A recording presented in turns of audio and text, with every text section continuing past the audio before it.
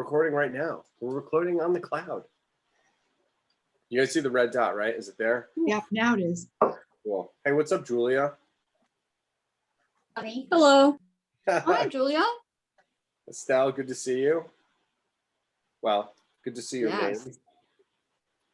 name. Same with Maya. Hello, everyone. Kaya. Yeah, good to see everyone. Kaya's in the house too. Okay, Yeah. so let me do a little mock-up, and then I promise we won't spend that much time with this, but we should do. Now there's Maya. Okay, great. The whole gang is here. The whole gang. Yeah. Come on in, everyone.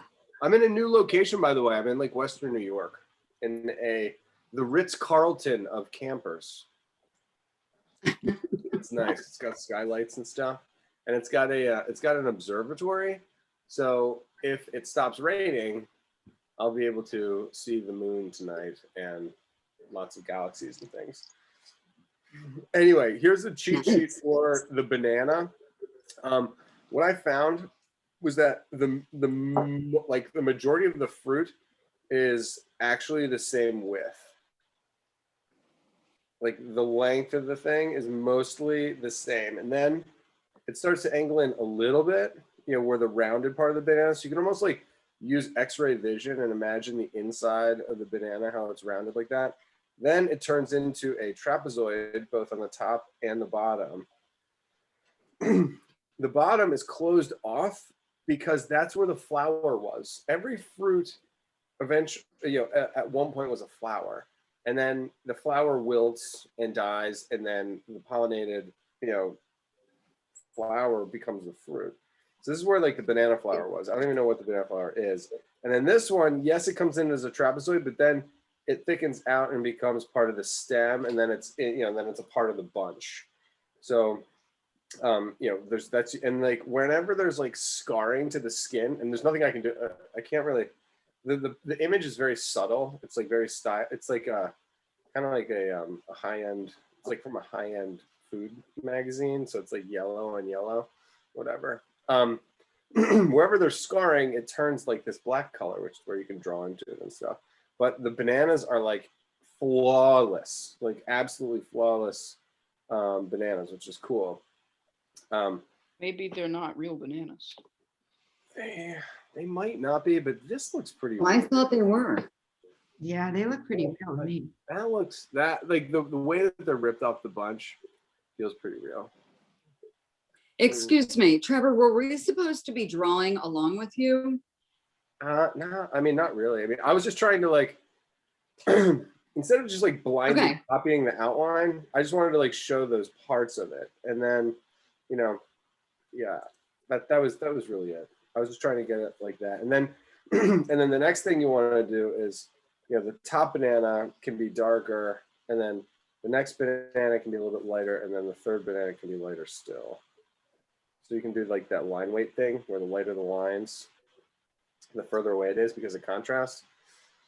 I don't know, because then there's this shadow that's on the table. Then there's the shadow that's from the top banana onto the right banana. So that's interesting. All right, let me draw this for real. I'm just like, this is what I'm doing here. It's called a thumbnail.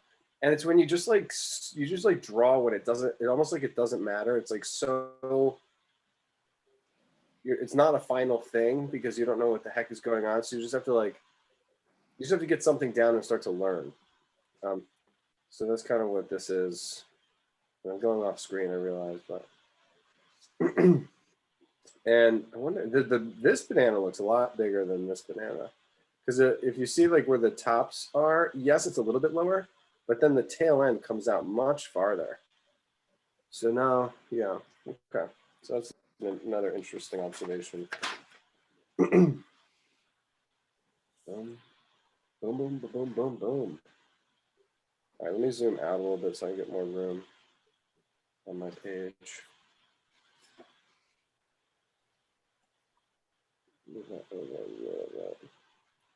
I mean, bananas are fun. I mean, they're delicious and they're fun. So I'm going to try and attempt to get the, when we do the tree, just like the outside, the inside, try to get the gradation of its curvature. without getting too thick or too thin on either side. Starting to come in a little bit on the front banana. Woo! And it hits this low point. There's a low point right here. And then it pops up a little bit. There's my the little scarring of the dead flower. Man, that was like the wrong size.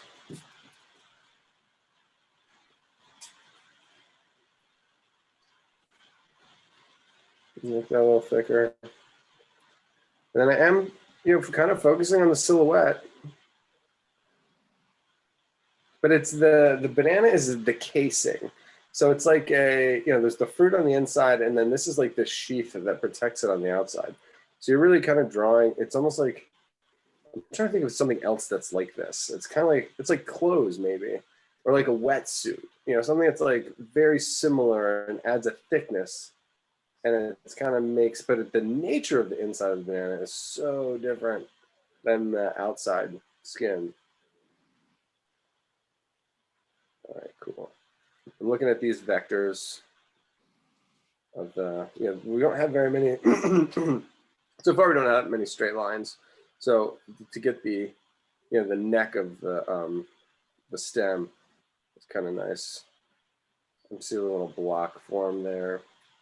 Okay, so this is where the, we're almost gonna make almost like an exact repeat. I'm gonna do the banana to the left of this one, this top one, that's like really quiet and really subtle. I'm gonna draw the second stem, and then it kicks up higher.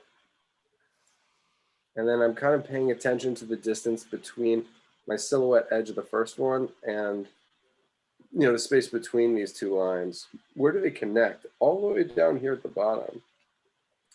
And I think it's almost awkward. If I were to arrange these bananas, you'd probably want them, want the bottom of this one sticking out a little bit more.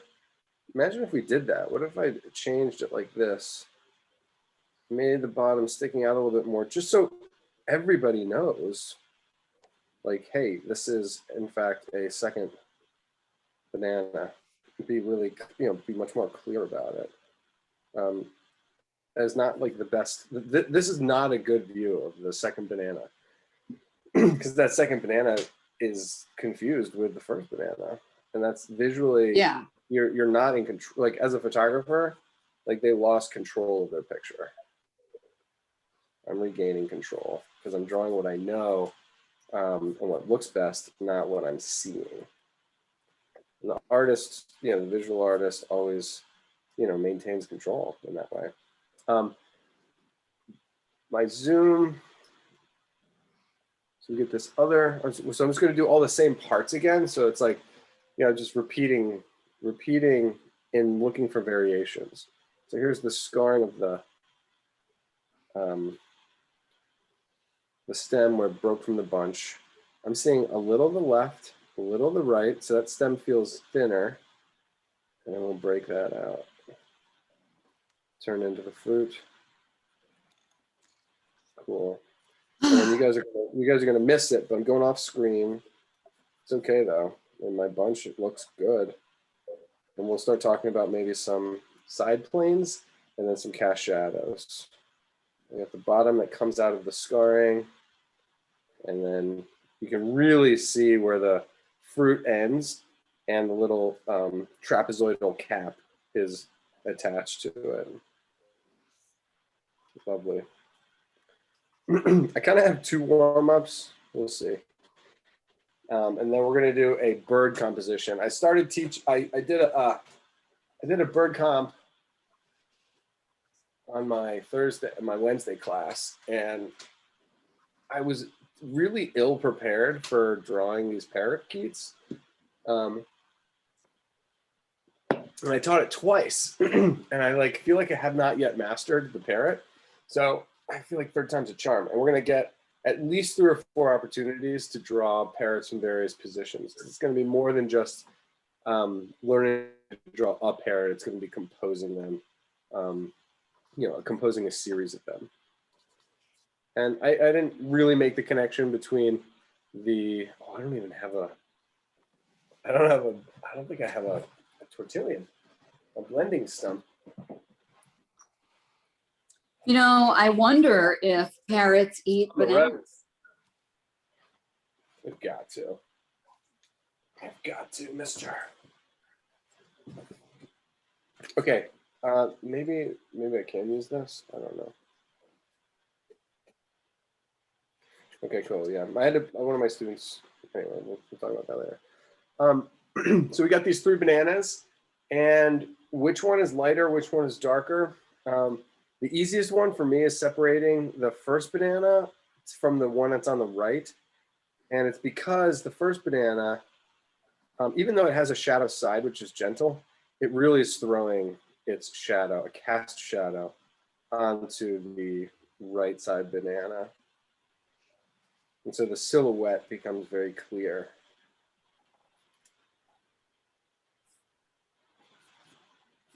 And it's also the shadow on that that's being thrown on the bottom banana is going to push that banana back. Now the line is really aggressive right here. This is what I'm attempting to draw, but it gets a little bit less contrasty. Oh, yes, in no way. That's awesome. Okay, so what makes this really beautiful is the banana on the top is light up against the cast shadow, which is dark. And then you follow that line down, and there's a point where it flips, right where my tip is. See the tip of my pencil?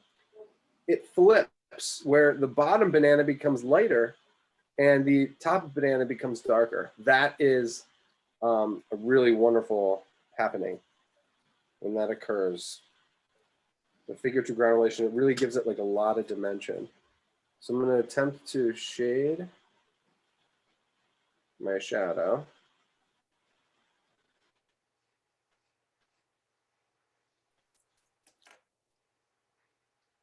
Top banana. And I can be a little bit loud about it.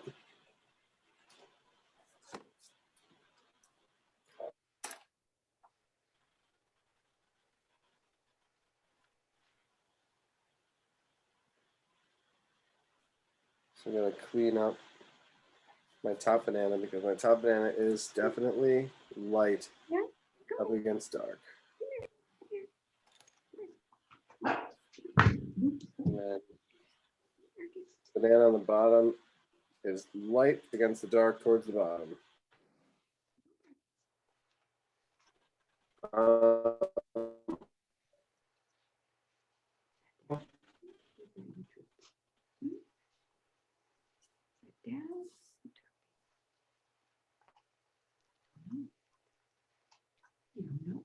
Line back into the top of the banana.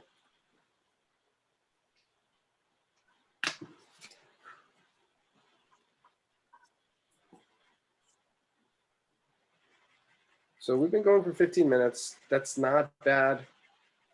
Drawing 3 objects relative to one another, it's really not bad. The back third banana, I want to add a darker line, but I'm gonna refrain. I'm gonna be disciplined because I want that back banana to be, I want that line to be lighter. I could maybe towards the bottom, it gets a little bit darker towards the bottom.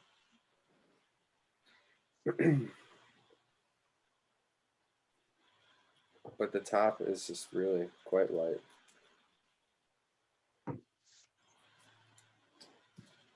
But I can still diffuse it. Like I can still soften the line.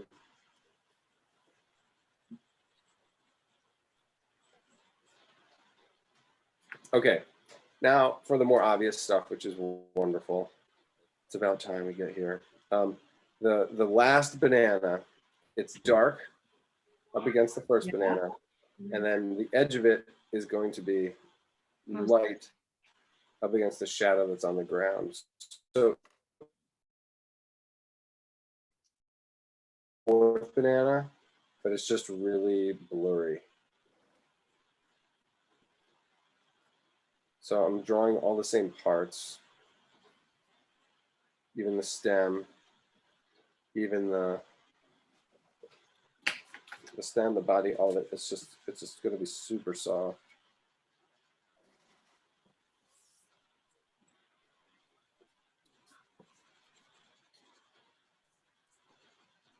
And I can blend that line way out.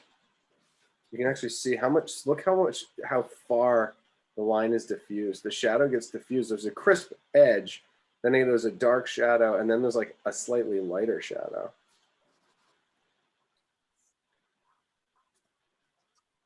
So bottom banana.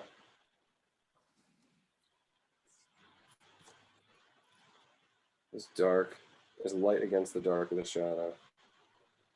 And then I might actually shade that whole, the right side banana, I might add a tone to it so it just goes back closer to the ground, away from our top banana. Thank you. Thank you, Bic Pencil, for having a perfectly blurry, blendable graphite pencil.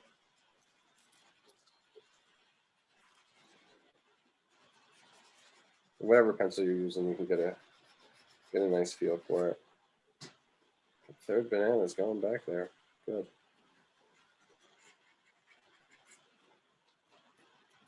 I'm kind of protecting.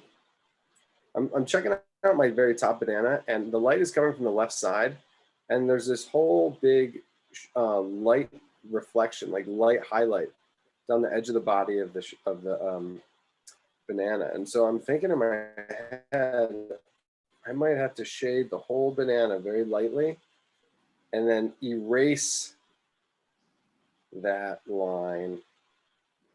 Oh no, Sebastian's in here. I wonder how long he's been waiting. Oh, Hey, Sebastian. Were you waiting a long time? Nope. I just got here late. Okay, no worries. I've been thinking a lot more about bananas than I ever thought I would today. Stacy got on early before you guys came on, and she informed me that it was National Banana Day. And then I was looking through I realized that I had actually drawn these bananas on Wednesday.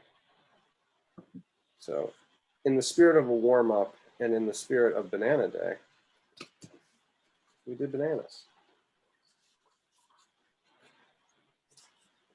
My friend gave me, he does these little abstract watercolors, pen and inks. And it's on like watercolor paper.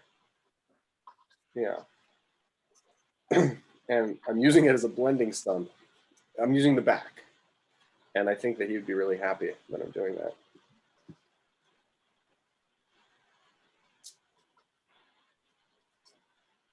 All right, so I'm doing what's called punching your darks, and I'm looking for where I could use a line. I might try to lighten, oh, that's what I was doing. So Sebastian, I don't know if you can catch up or whatever, but my last move that I was about to make was I was about to shade the top banana with this light universal coating of graphite. If you can even see that. And then I was going to come in with my eraser and pull out this epic highlight that runs down the side of the banana. yeah, that highlight is beautiful. Did it work? How does it work a little? Look at this line for that first banana. I'm just gonna like boldly put in the most gentle line. You don't have to apologize for using silhouette lines unless you're too heavy. Unless you do it wrong. No, I'm just kidding. You can where there's a dark silhouette, I mean the silhouette line can be one of the most beautiful things in all of art. And when you start drawing, the silhouette is kind of the only thing you can almost see. It's like the only tool in your belt. And so, kids and, art students alike, like kind of overdo it. But it doesn't mean it's bad. And I got lucky on that one. I never got traumatized in art school. In art school, they're like, they have you avoid the silhouette. Anyhow.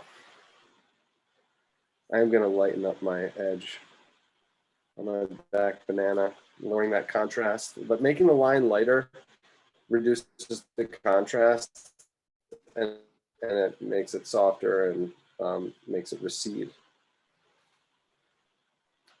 When you shade something, when it pushes back, recede and lights come forward, but it's really the contrast that, the higher the contrast, the more it comes forward. So I mean, so both lights and darks come forward, both lights and darks recede. It's just how you, it's how you use them together. Ooh, look at that ghost shadow. Look at that shadow down there. I didn't even see that one. That's a fun one. That makes the bottom of the right banana, and I think the bottom of the top banana, light.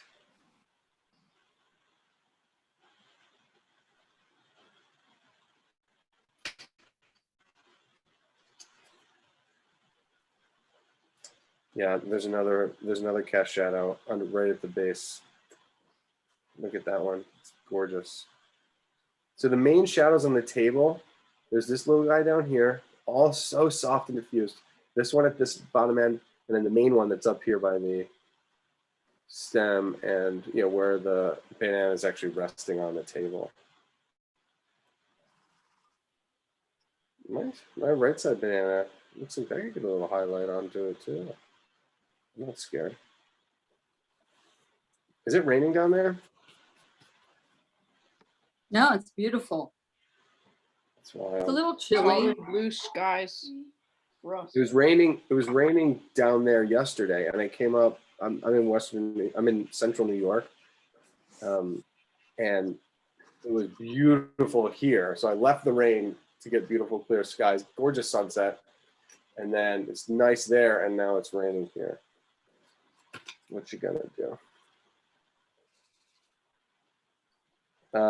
Yeah, this high contrast bottom. Oh, you missed it. I'll zoom out so you guys can see. This bottom right side of the banana right here is a wonderful little highlight.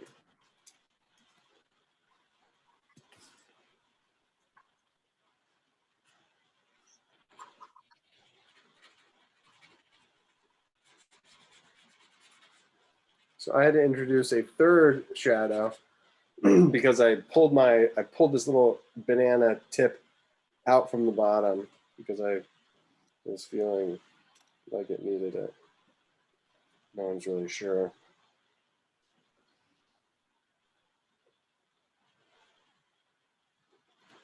But the caps, if you go dark anywhere in the whole picture, have it be up near the scarring of the stem and then the bottom, the very, very bottom.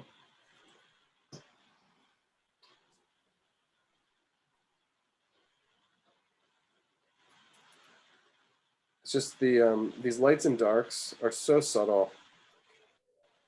And when people talk about fine art, it's not how easy or hard a subject, how you are.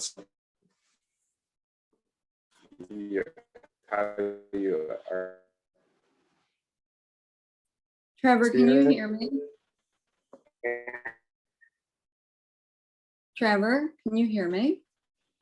Yeah, I can hear you now. Yeah, what'd you say? Oh, I wanted to tell you that your audio was going in and out. I didn't know if you knew that. No, I didn't, but thank you. Sure. You're good now. Sounds good. Okay, cool.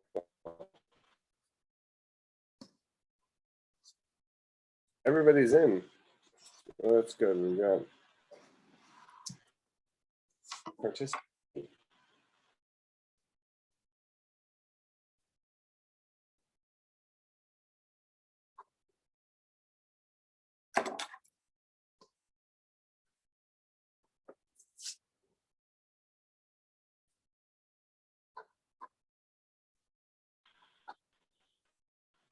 Sorry about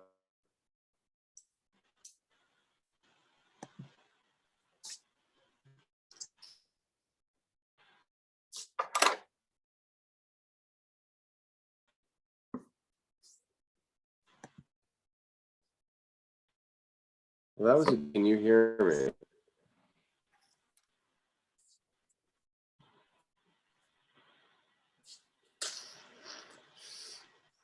Stacy, can you hear me? Yes. Oh gosh, did you clocked out? Yes. Oh, you're back. Okay, so everybody, if that happens again, try to roll with it. If it keeps happening, we'll have to. Well, I'll just give you a free class or whatever. Sorry about that. All right, so this will be, Stace, a 2-minute warning on Okay. the.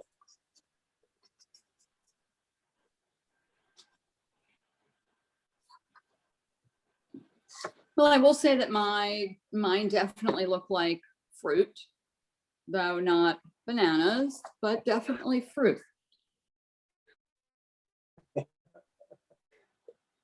Well, what kind of fruit does it look? What kind of fruit kind of looks like a banana? A Well, plantain? one might be a cucumber. One could easily be like a. This is where color is very useful.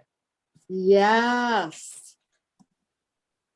I'm Yeah. So I didn't mention this, and I think we're in like desperate need of this. Using your X-ray vision, imagine like the bottom of the fruit, the unwrapped fruit of the banana, and you can actually see the top of it through the skin right here, and that I think is counts. Just the very gentle, almost like the shading of the top. Oh, that I guess it's the really bottom of the banana. helped. Well, maybe I hope that two you. things. One is like a squash. That was that. The same thing would happen for the top end of it too.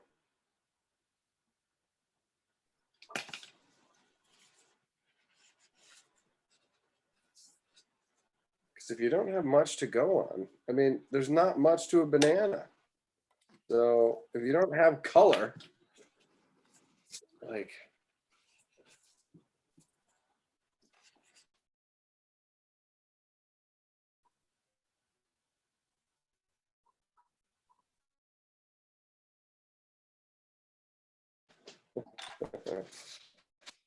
I mean, I hope your all's bananas look good. You have the little sun ray coming on this side. Do I dare do more edges? 4:48. No, half hour. That's all we do. That's all we get. Half hour is all you get. 1 minute, people.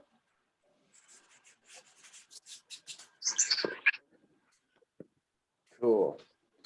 Bunches of bananas. All right, then we'll get serious. I was going to show you. This was the piece I was going to have us warm up with. This is my view. That was going to be the original warm up. I'm glad.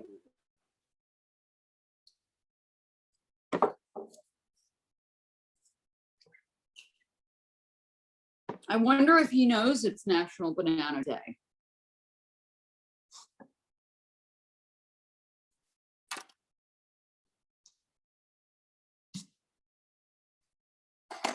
Comes in there.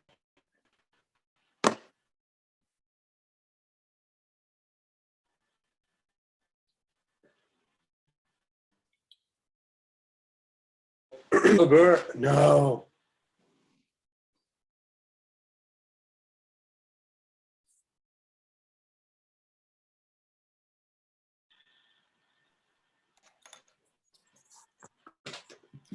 Hey y'all. I think I seriously need to leave my squash and my cucumber alone at this point. I think I'm gonna give it one more try. If the internet keeps going out, we're just not gonna do it. And I'll give you all a free class. Does that sound fair? Because Fair and square, square, fair. I'm sorry about this, but I can't. It's driving me crazy. All right, screen share. Go.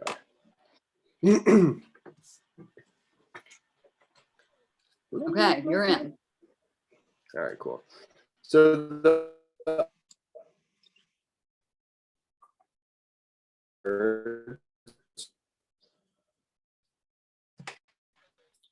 Your audio was almost completely out if you were talking.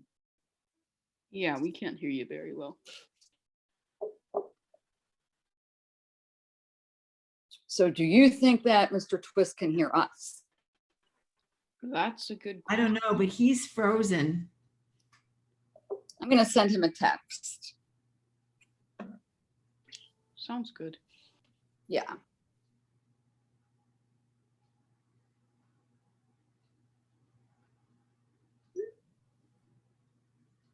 I'm writing, you are frozen. We are all in agreement.